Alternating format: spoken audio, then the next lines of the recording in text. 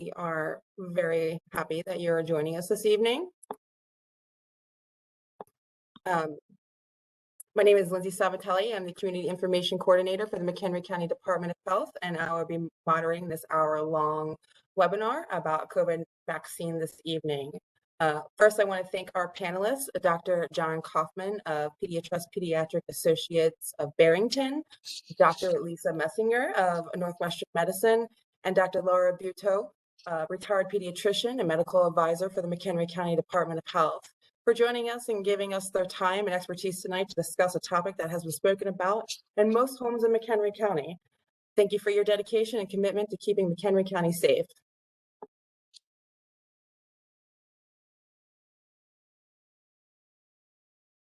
I would also like to thank the parents who are with us tonight, now watching this event. We appreciate your concerns, and we hope that we can perhaps put some of these concerns to rest this evening by giving you the information you need to make the informed decisions about your child's health. Now on to the purpose of the meeting this evening. Vaccines used to combat against COVID-19 became available in McHenry County about 6.5 months ago. From late December until now, over 70% of McHenry County residents eligible to get vaccinated have received at least one dose of the vaccine. When vaccine first became available, the FDA granted use of the Pfizer for minors who were 16 to 17 years old and adults.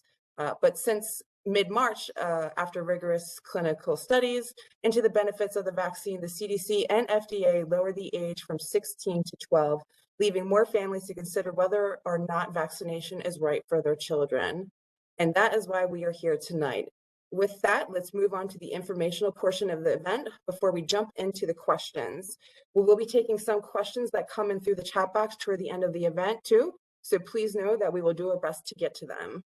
First speaking tonight will be Dr. Buteau, and Dr. Buteau, if you could please begin. Okay, thank you, Lindsay. Good evening. As a retired pediatrician here in the Crystal Lake community, I've spent many years trying to assist families to stay safe and healthy. It is my pleasure tonight to be able to help you answer some of your questions and concerns about the COVID vaccine. The slide, last slide's back a slide, please, Lindsay. Sure. You might ask, why does my child need the COVID-19 vaccine? Well, the American Academy of Pediatrics and pediatricians in general have been pushing actually to get a vaccine for children because we feel, of course, that children are as important as adults.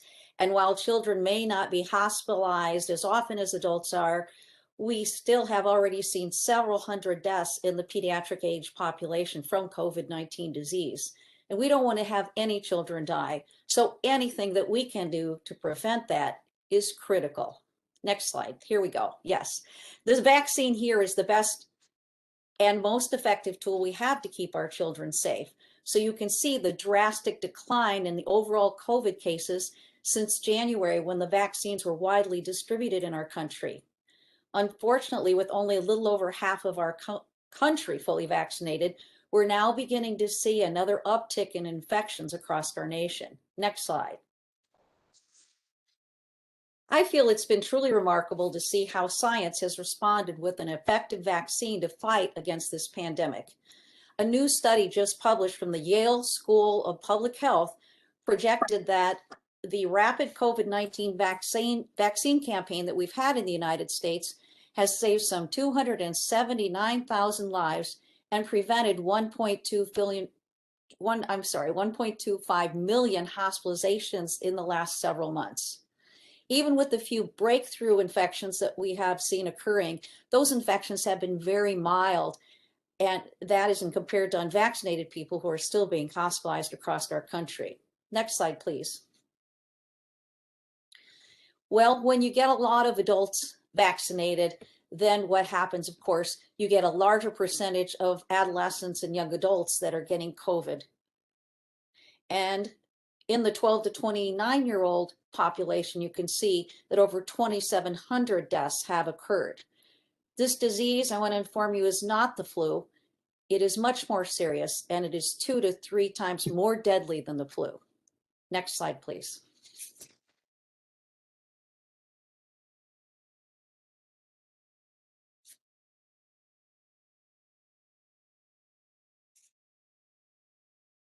Well, most of you will have to worry about missing work and your child missing 10 days of school at least if they test positive for COVID-19. Parents also need to worry about the post-COVID conditions that occur. Next slide, please. While the serious multi-inflammatory syndrome in children has occurred in more than 4,000 people, 2/3 of those have needed to be admitted to the intensive care unit. And the so-called long-haul COVID that occurs in children has resulted in long-lasting fatigue, brain fog, and decreased exercise tolerance. Next slide. If you need some other reasons to consider vaccinating your child, you can see that vaccines are free and they're easily accessible to anyone 24 hours a day, even at some pharmacies. The vaccine will allow your child to safely return to school, to sports, and other activities that they've been missing. It will keep them in the classroom if they are exposed to people who have contracted SARS-CoV-2 because they don't have to quarantine unless they are ill. And we all know that mental health issues that our children have suffered from over this last pandemic year and a half. And we hope that the vaccine then can decrease some of their anxieties about getting sick and getting their at-risk friends and family members sick as well. With that, we have reviewed the effectiveness of the vaccine. So let's turn to Dr. Messinger to discuss the safety of the vaccines. Dr. Messinger? Next slide, yes.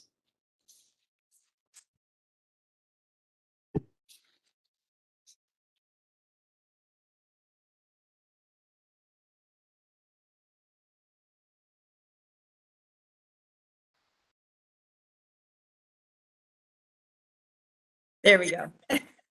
Sorry, technical difficulties. Thank you, Dr. Butow. So the next question that we have to ask is the COVID-19 vaccine safe for my children?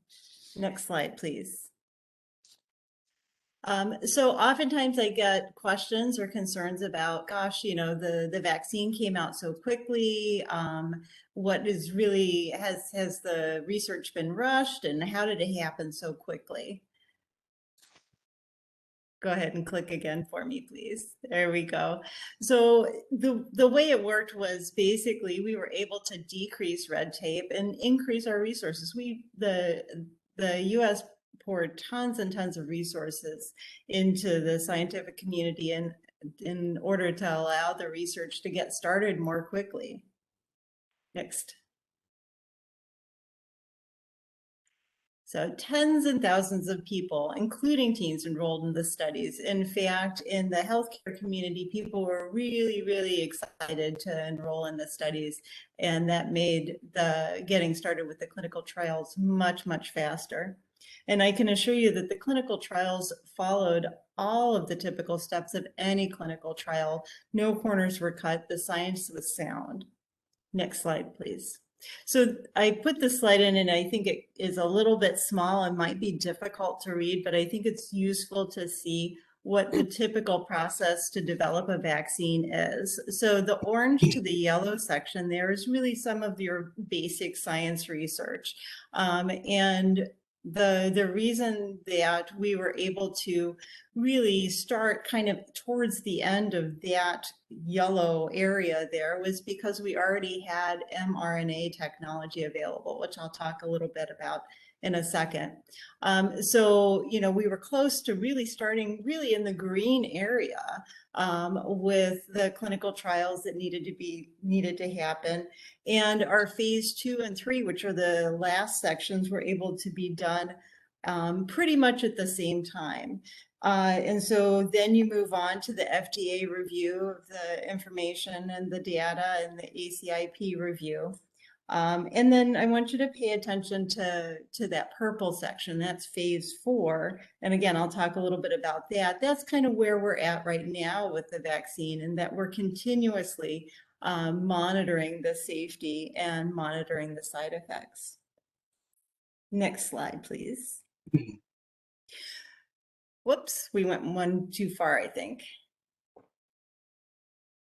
Oh, no. Okay, I guess we'll talk about maybe they got reversed. So mRNA technology has been around a whole 10 years, and it's been studied with coronaviruses, which is why we were able to skip from that yellow section really pretty quickly into the green section with the vaccine life cycle there. So some of you might be wondering, well, what is mRNA and how does it work? Well, the coronavirus or the COVID-19 virus has what they call a spike protein, which is a protein that sits on the outside of the virus membrane itself. And all mRNA does is its instructions for how to build that spike protein. So what the vaccine contains is that mRNA.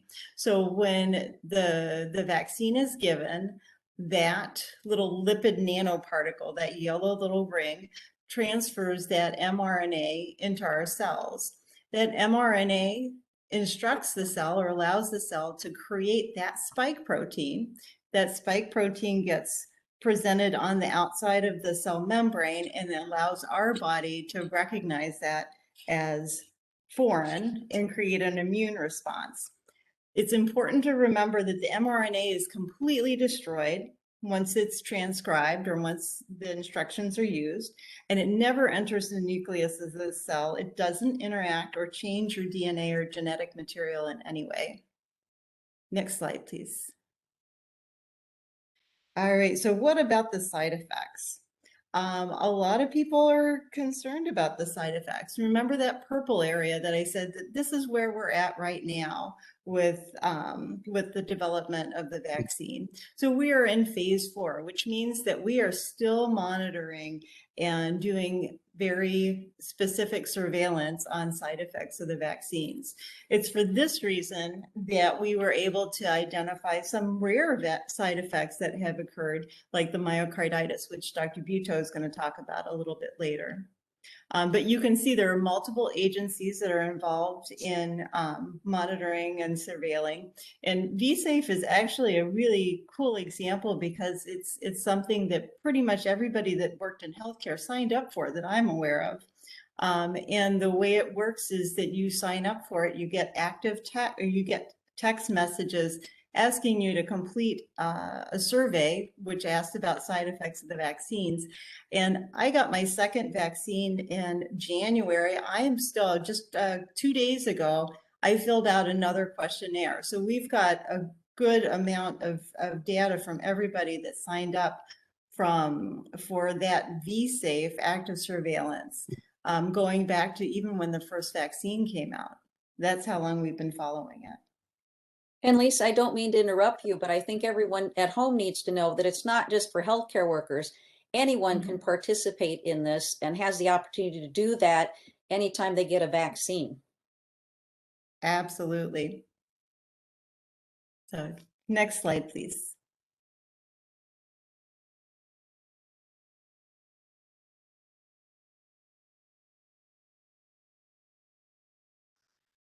So I know many people are wondering, well, why didn't the FDA approve it? And what's really the difference between emergency use authorization and FDA approval? And I can pretty much sum this up in one word, if you'll just click on the slide for me there.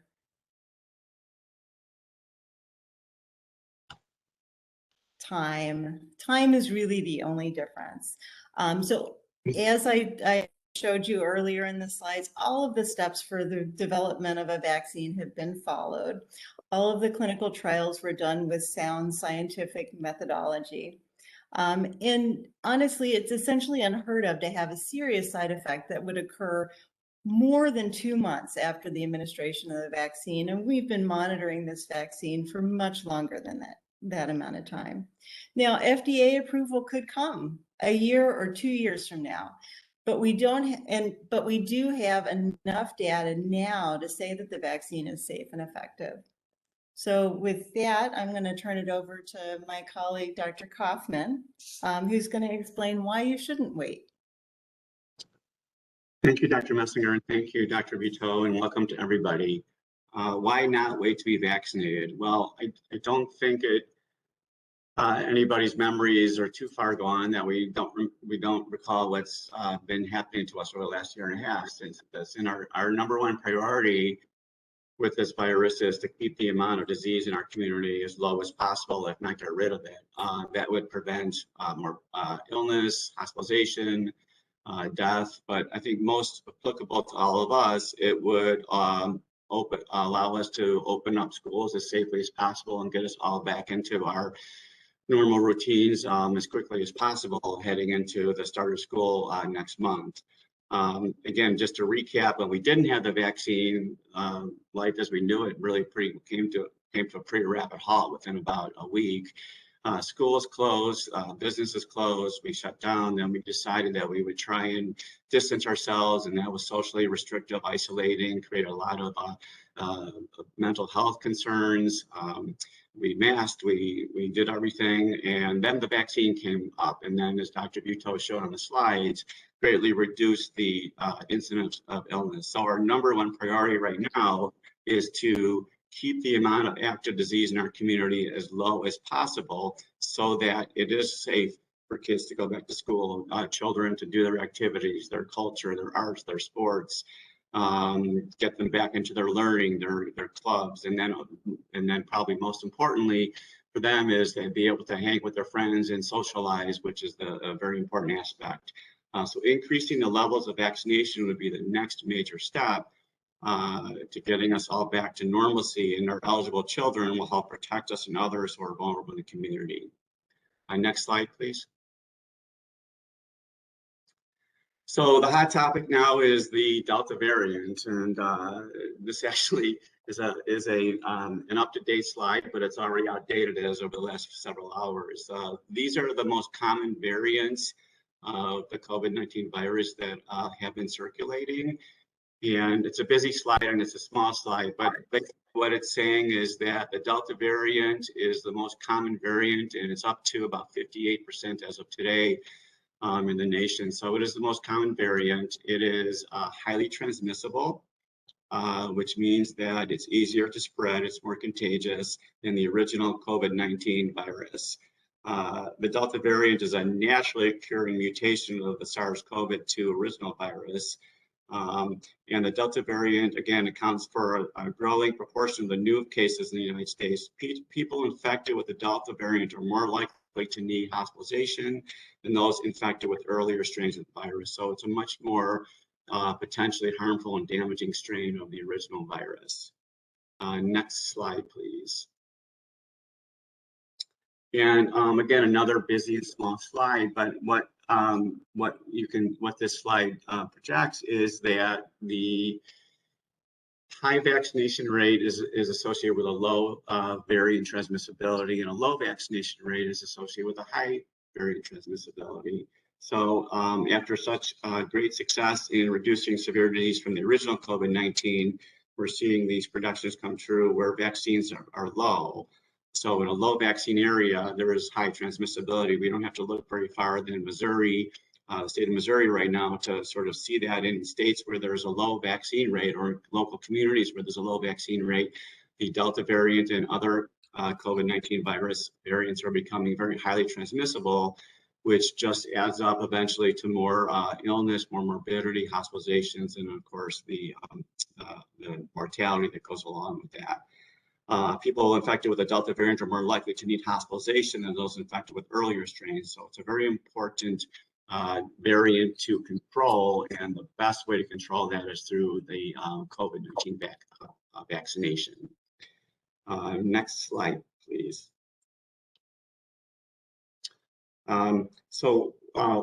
Why wait? Why not wait? Why should we vaccinate now? Lots of reasons. I think the most important thing is statistically, both doses are really necessary and imperative for there to be enough reduction in transmission and illness. The take rate is much higher after both doses. The other thing that's happening right now in our community, obviously, is, as most people know, after the second dose, it takes about 2 weeks for there to be adequate immunity. And with school starting in many areas at August 11th or shortly thereafter, if we can get as many children vaccinated fully as possible before school starts, then it will make a much greater beginning of school and school year for all the children. We do expect an increase occurrence of disease as students return indoors for school, just by basically transmission and variable vaccination rate. The other reasons to not wait would be the concept of quarantining or testing in school if exposed, unless you're ill, which we'll talk about in the further part of this talk. And then the more people that are vaccinated, the less likely variants are to develop. And what we really can't predict or don't know about is the super virus, or the ultimate variant virus, that basically is very highly transmissible and very highly virulent, or can create significantly more disease, more transmissible hospitalizations and deaths. So that's what the focus of the vaccine process is now, to get everybody that's eligible vaccinated and fully vaccinated as quickly as possible, so we can bury the last year and a half of the past, and we can all kind of get back to what we would consider normal school and normal activities. And with that, I think we will turn it over to some questions. So Lindsay, I'm going to turn that back to you, I think. Oops. Yeah, that's correct. I'm going to stop sharing this, and we will get back to this later on in the presentation. Okay. So first question that we received from a parent was, I've been hearing about heart problems in some children after vaccination, and that scares me. What is it? What are the symptoms? And who does it impact? And how is it treated? I'll take that one. You know, we understand why that would worry parents, all of you. Let me tell you, myocarditis is inflammation of the heart muscle. And as clinicians, we're used to seeing that most commonly after viral infections. In fact, after influenza, I'm sure all of us have had experience in sending some kids to the ICU with this. It's an overreaction of the body's immune system to some sort of trigger. But in more than half of the cases, we don't really know what the cause is. In this particular case, symptoms can include feelings of heart fluttering or racing, shortness of breath, and acute chest pain. So these very rare reports of myocarditis after COVID-19 vaccination occurred mostly in older teens and young adults 12 to 29 years of age. They were more often in males than females, more often after the second dose of vaccine rather than the first, and they typically occurred about 4 days after vaccination. The good news is that most children and young adults with the vaccine-induced myocarditis have had an uneventful recovery in just a few days after rest and some anti-inflammatory medications. We do know that with, again, the more contagious Delta variant that Dr. Kaufman was talking to us about, the risk of being infected if you're unvaccinated becomes greater than any risk of a rare side effect from the vaccine. So, and again, you need to know that it's more likely that, like other vaccines, the risk of getting myocarditis from this virus, COVID-19, is more likely than getting the disease from the vaccine. Lindsay, do you have that slide that you could pull up for this? The next slide. The illustration. If not, I'll just basically tell you that that the CDC kind of worked this out, like, you know, how can I as a parent really sort of balance the benefits and risks of getting the vaccine with this risk of myocarditis to possibly my young son. And if we were to give 1 million second doses of vaccine over a 4-month period of time, indeed, we would be able to prevent 15,000 cases of COVID, 400 hospitalizations, more than 100 ICU admissions, and 3 deaths. With all of these benefits of the vaccine, we would have a very small risk of up to 69 cases of vaccine-induced myocarditis in boys and about 8 to 10 in girls out of 1 million doses. So as you can see, the benefits clearly outweigh the risks of the vaccine. And Dr. Kaufman, I think that you have a comment on this topic as well. Can you share that with us? Yeah, thanks, Laura. I think that, it's nice and wonderful to talk about statistics but let's talk about Susie and Johnny, our adolescent son and daughter, or daughter and son, that wants to play football in the fall or volleyball or golf or, basketball. And as pediatricians, we do sports clearances on all of our adolescent athletes. They need to go through a sort of a rigorous pre-participation history and physical exam to be able to be cleared for sports. And if Susie or Johnny develops the COVID-19 illness and then goes on to develop the myocarditis, then there is that potential that Susie or Johnny would not be cleared to play for that sport because of the complications. Whereas if they got the vaccination and got the myocarditis side effect, which, as Dr. Buto mentioned, is recoverable in very few days, then that would not prevent them from being cleared for sports, assuming everything else comes along okay.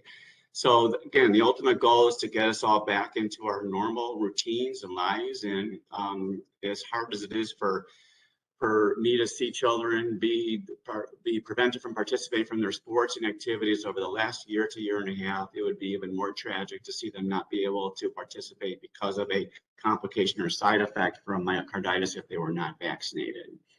So again, I would urge everybody to consider that option. Dr. Messinger, did you have anything to add? I think some of us had seen early on, even before the myocarditis concern, that with the disease itself, because the vaccine wasn't approved, that there were EKG changes for which we, from COVID, as you said, not just myocarditis, that would keep kids out of sports. Right.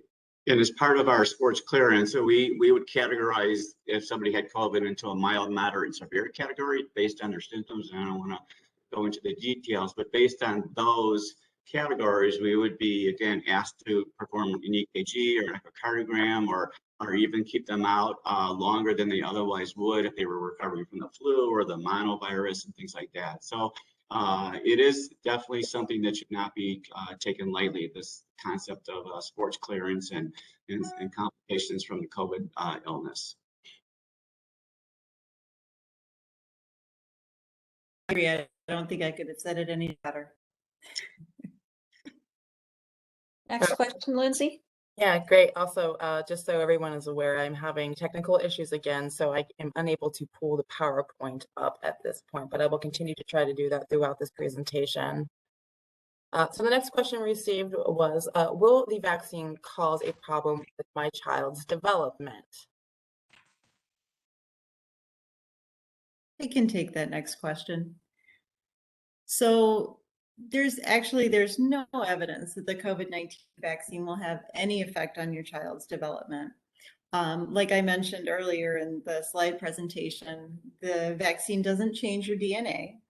And the great thing about the vaccine is it actually allows your child to get back into normal life, back into school. And we know that oftentimes children have been missing out on those social opportunities, and really maybe had some issues with emotional growth just because they've missed out on things that normal teenagers typically do. And the other thing to consider is that we know that some children do have health issues after having even a mild COVID disease. They can have trouble concentrating.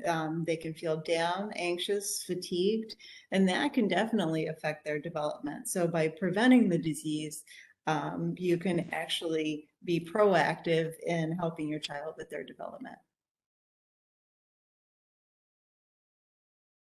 Okay, does anyone else have anything to add to that one? No. Okay, thank you very much. For the next question we received, Dr. Kaufman, I think I will throw this one to you. Is there any research on the long-term effects of the COVID-19 vaccine? Great question, Lindsay, thanks. So because COVID-19 vaccine clinical trials only started in the summer of 2020, it's not yet clear if the vaccines will have long-term effects. However, serious side effects that could cause a long-term health problem are extremely unlikely following any vaccination, including COVID-19 vaccine. In Dr. Messinger's slide about the phase reporting and vaccine adverse events, most vaccination side effects will occur within about, 2 weeks or so after receiving the vaccination, up to about 6 weeks. And based on the clinical trials and everything, what the FDA did was studied side effects and safety for a full 2 months after the final dose of the vaccination being given, before they would try and analyze any data and make any conclusions about the vaccine safety. Millions of people receive COVID-19 vaccines, and they have been shown to be very safe and effective. Even with these warnings of the blood clots and the myocarditis, the benefits of the vaccination far outweigh the risks of any side effects. And the CDC continues to closely monitor monitor the safety of all the vaccines that are given on a daily basis for any unexpected problems. And that's where that Be Safe app comes in. So any side effects that are concerning are tabulated, collated, looked into, analyzed, and then can come out with some recommendations. At this point, it looks like that the safety of the COVID-19 vaccination is wonderful.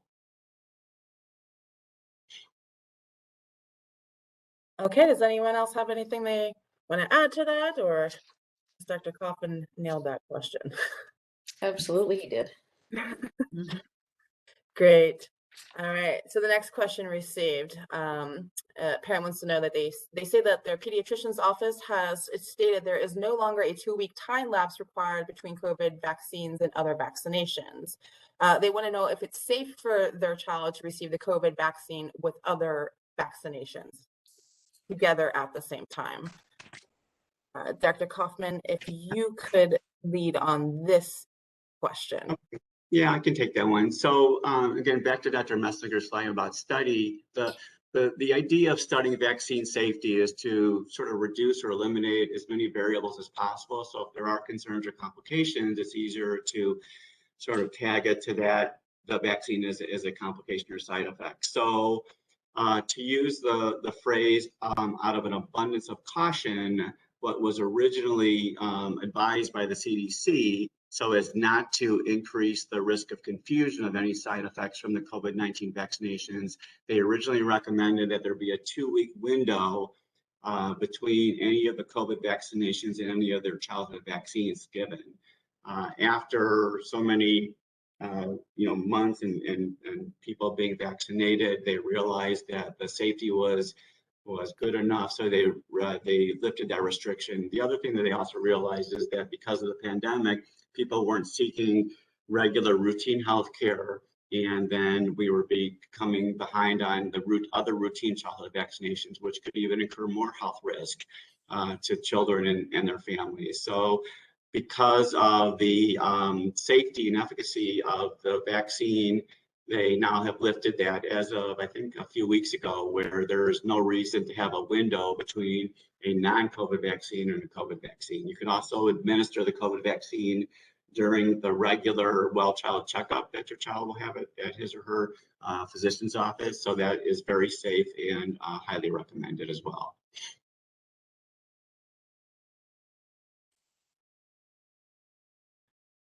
Okay, Dr. Messinger, did you want to add anything to that?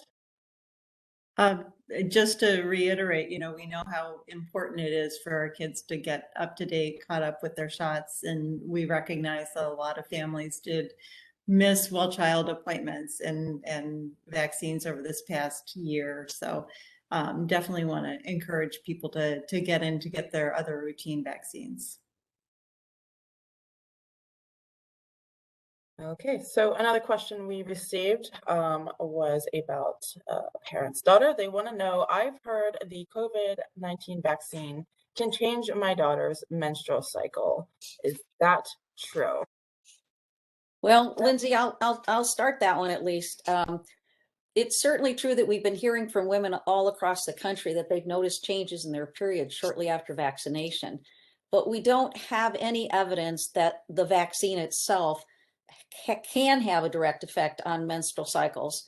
Instead, it's thought that these changes may be associated with the body's response to stress. And as we all know, the stress of getting the vaccine or other stressors of the pandemic can trigger stress in and of itself, in which hormones can be changed in our body, and thus those hormones can affect our menses.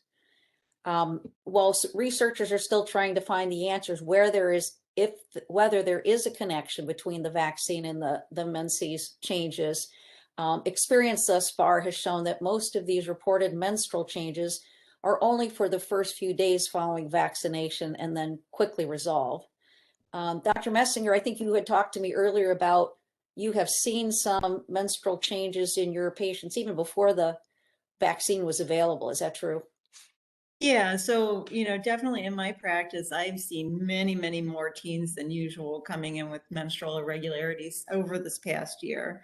And like you mentioned, it started long before the vaccine was even available. So I really think that many of the menstrual irregularities that we're seeing are related to stress. Families are spending more time in the home together, and we're definitely seeing some dietary changes in our teens and some weight gain. And I think that could very well play a big role in menstrual irregularities. Definitely these were in kids that were not eligible for the vaccine. Okay. Another question that we got here, and this is a question that I personally have seen quite often. This parent wants to know, can COVID-19 vaccines affect fertility? Dr. Messinger, if you could go ahead and lead us on that, leaving off of where you were just discussing what you were seeing within your practice. Sure, absolutely. So, I know this is a big worry for parents. Honestly, there again is no evidence that any vaccine, including the COVID-19 vaccine, causes any fertility issues. It won't affect the child's puberty or reproductive development in any way. Like we already went over, the mRNA is not something that affects your genes at all. In fact, it's considered safe for pregnant women or anyone who wants to become pregnant in the future. The original studies were the vaccine was given to women who weren't aware that they were pregnant, and all of those pregnancies followed to term. And now we have millions of people that have been immunized and thousands of women who got the COVID-19 vaccine while they were pregnant, and as well as women who became pregnant after getting it. So we're definitely continuing, again, in that phase 4 section, we're continuing to monitor and ask people about side effects and their health after receiving the vaccine, but there's no indication at all that this vaccine will affect fertility in any way. All right, fantastic, thank you. So another parent wants to know, will my child get sick from the COVID-19 vaccine? And Dr. Kaufman, if you could lead us on this question, please. Thanks, Lindsay. So I think it's important to really stress that the live SARS-CoV-2 virus is not included in the vaccine. It's not a live virus vaccine. Therefore, you cannot get sick with COVID-19 from the vaccine. The most common side effects, which we talk about with the COVID-19 vaccination, are pretty typical of all the other vaccinations that your children have received. Those usually occur within 1 to 3 days. And fever, chills, pain, and redness and swelling at the injection site, and fatigue are the most common, as well as headache. Some individuals are getting vomiting or diarrhea, and then muscle aches and pains. Those are the most common. The one I think that's probably the newest and most uniqueness that people have been, especially the adolescents, are lymph node swelling on the side of the injection. So especially in the armpit. And it sort of can freak people out a little bit, but it's a normal expected reaction. It goes away within a few days. And then sometimes the individual will get pain going down the side of their body. But those are, again, anticipated normal side effects. The other thing that a lot of adolescents will experience is what we call a basal Vega reaction, where they will get lightheaded and dizzy and faint. That is not directly related to the vaccine itself. It's the process of giving a vaccine. You've also heard of people who faint at the sight of blood. That's a similar reaction, and it's more common in an adolescent population, but not directly related to the vaccine itself. And those are obviously recoverable side effects. They're treated supportively, and again, not a reason to not vaccinate your child. Yeah, I just wanted to add one thing that earlier with vaccinations had come up. That people have asked, can I treat my pain, my sore arm, can I take anything for that? I heard that I wasn't supposed to take any medicines before the vaccine. And that part is true, because if you take medications before the vaccine, there's been some studies to show that the immune response may not be as good. But it doesn't mean that you have pain or a headache after the vaccine, which often actually those symptoms come anywhere from, a few hours to half a day later. You could absolutely take Tylenol or acetaminophen or ibuprofen, whatever your doctor says is safe for you to help you get through those very mild reactions that are actually normal, and just tells you that your immune system is working well to fight the real COVID disease and keep it away. Fantastic. I was going to ask you if there was anything anyone could take to alleviate those symptoms. Okay, next question we have. Why should I or my child get vaccinated now if there are a lot of breakthrough infections? I can take that question, Lindsay.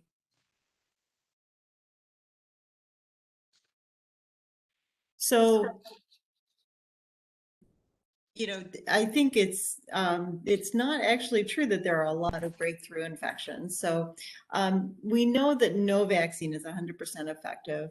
And there really have been very few serious breakthrough infections thus far. I just want to give you a few numbers here. So as of July 6th, 158 million people in the US have been fully vaccinated. And of those, less than 1,000 people have died, with 75% of the deaths occurring in people aged 65 or older. So to put this in perspective, the Associated Press reported that in May of 2021, 98.9% of deaths were in unvaccinated people. Again, it's showing how effective the vaccines are against serious disease, including infections caused by the Delta variant. So in other words, the vaccine does protect more than 90% of the time, and it is protecting against the Delta variant. So if I told you that you could do something that would cause you to not get sick 95% of the time, I think it's probably worth it to take that chance. So I think it's also, I know a lot of people are wondering about a booster dose, because there was a little bit of news talking about, are we going to need a booster vaccine? And there's the Pfizer company is considering or announced that it's thinking that might be needed. But at this time, the CDC is not recommending it. So we will definitely be following that and let everybody know what's coming up in the pipeline with that. Thank you. Okay, next question we have here. This is about already being infected. So my entire family, including my children, have already had COVID-19 disease last fall. Why do I need to vaccinate my children? I can take that one, Lindsay. So great question again. What we really don't know, again, because time is something that will play out. We don't know how long immunity lasts from the vaccine itself, but we also don't know how long it lasts after having had the infection. There have been antibody testing that I'm sure people have heard about and talked about and maybe gotten tested. The current recommendation by the CDC is that it's unreliable and it's not recommended to do. So we're just kind of waiting to see. But we do know from studies that getting the vaccine boosts your antibody levels even higher than from the natural infection you had. So it's sort of analogous to the other childhood vaccination series where children get a booster vaccine, the measles, mumps, rubella, and chickenpox vaccine, and everybody gets a tetanus pertussis every 10 years. Those are boosting your immune system before the effectiveness of your previous immune system wears off and you get an even higher response. So this is an approach that, again, is not unprecedented in other vaccinations, but we do know that the vaccine has also been shown to be effective against serious disease caused by the Delta virus, and we don't know if this is true, if you will be protected if your first infection was caused by a different strain. So at this time, we recommend that, again, everybody 12 or over who has recovered from COVID-19 illness get a COVID vaccine. And then we can go from there in terms of whether there's boosters down the road and things like that. Okay.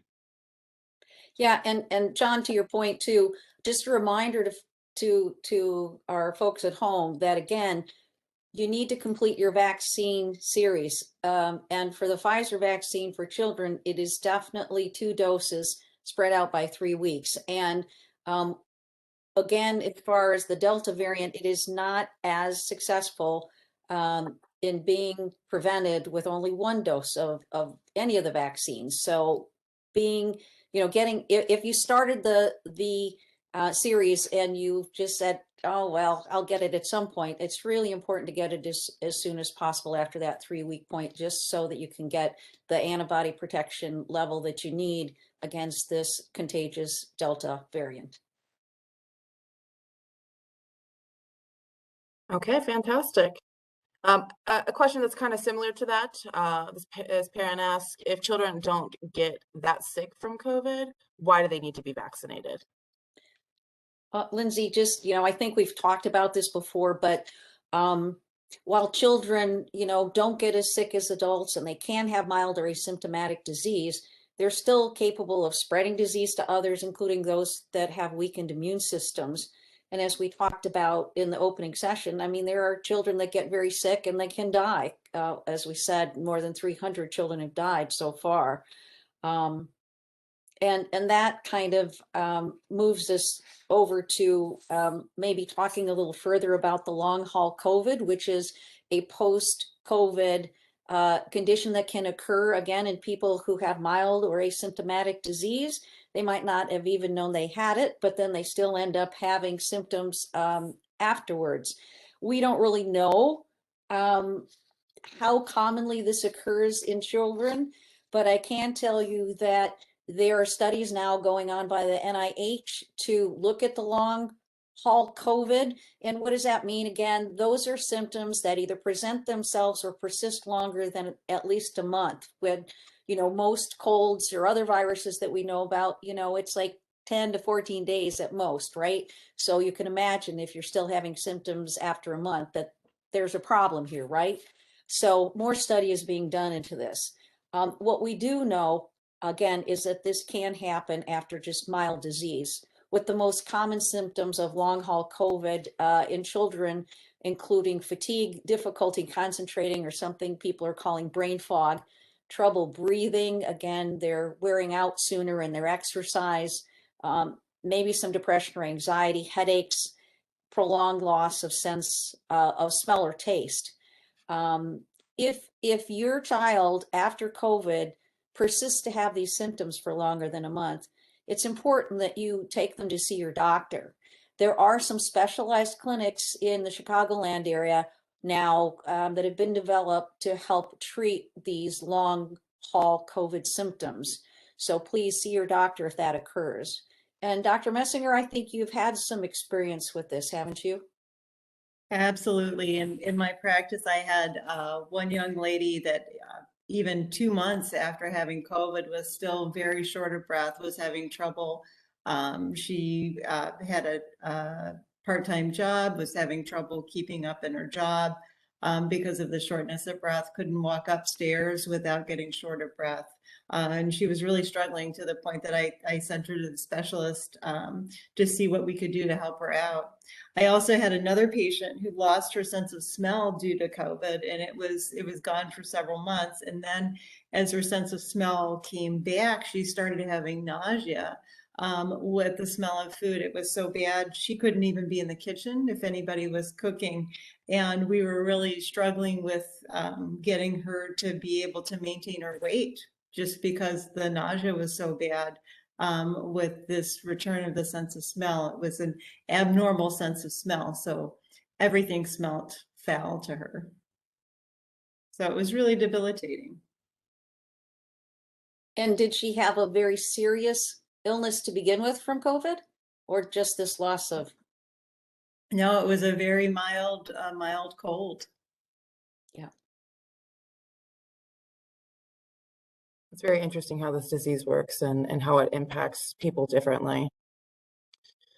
Okay, next question we have, and Dr. Coven, I'll ask you to answer this question.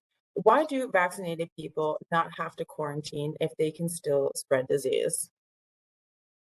Okay, thanks, Lindsay. So I think let's just sort of talk about the difference between quarantine and isolation, because I think those are two words that are very common in our households right now. We want to make sure we're talking about the same thing.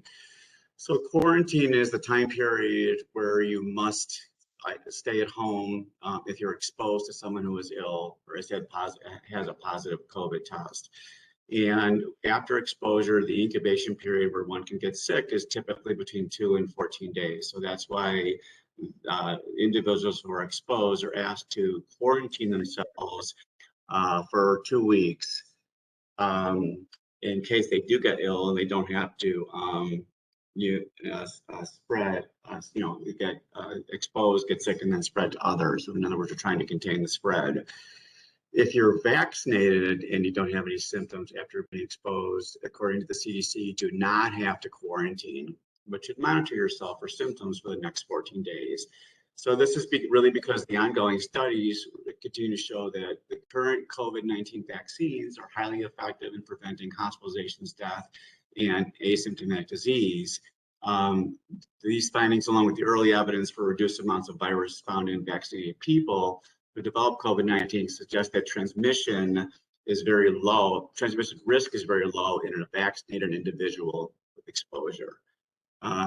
So again, in the studies, the Pfizer vaccine was 88% protective against the Delta variant after 2 doses, but only 33% with 1 dose. So as Dr. Butow, Dr. Messinger mentioned a few minutes ago, it's really important to get both of those doses and not spread. Now, if you become ill with the COVID or illness or test positive, whether you're vaccinated or not, since you're symptomatic and ill, you must isolate yourself. And that is the isolate from social contact for the minimum of 10 days until your symptoms resolve for at least the minimum of 10 days, and then symptoms resolve for at least a day after that, because your risk of spreading the disease since you're symptomatic and ill to someone with a lowered immune system or somebody that hasn't been vaccinated is much higher. Okay.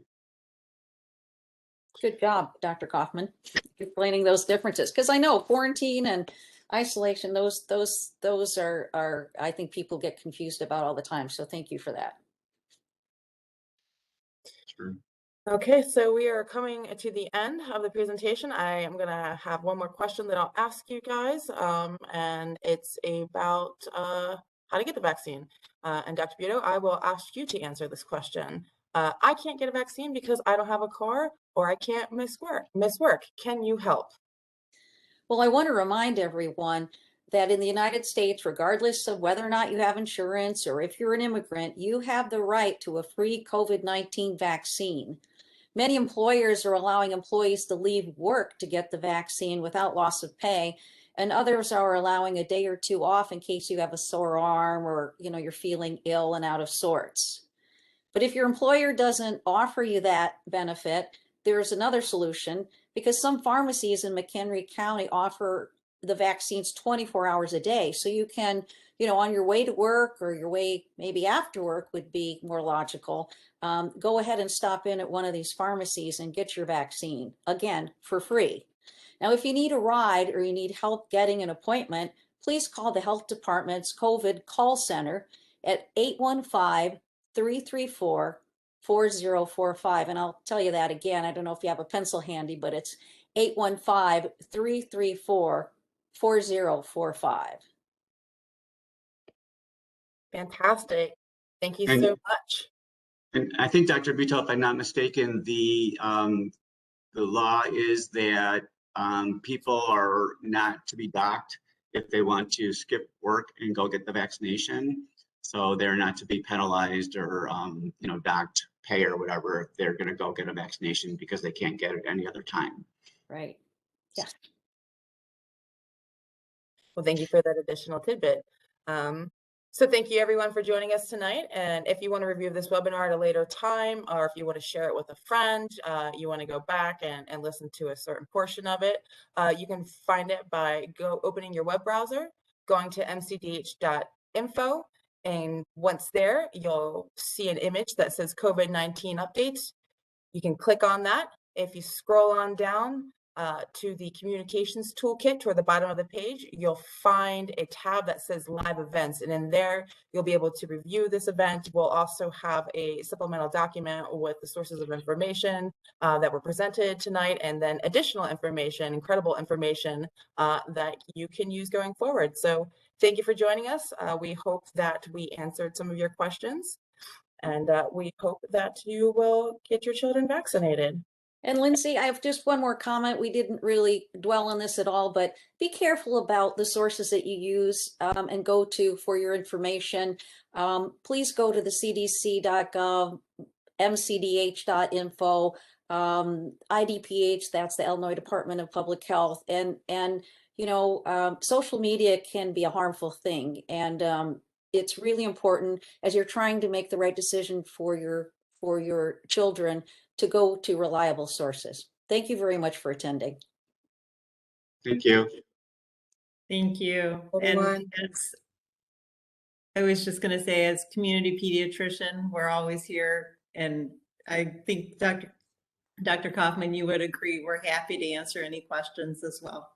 Yeah, we're a great resource for all of you, so don't hesitate to reach out. Okay, with that, everyone have a great night. Thank you. Thank you. Thank you.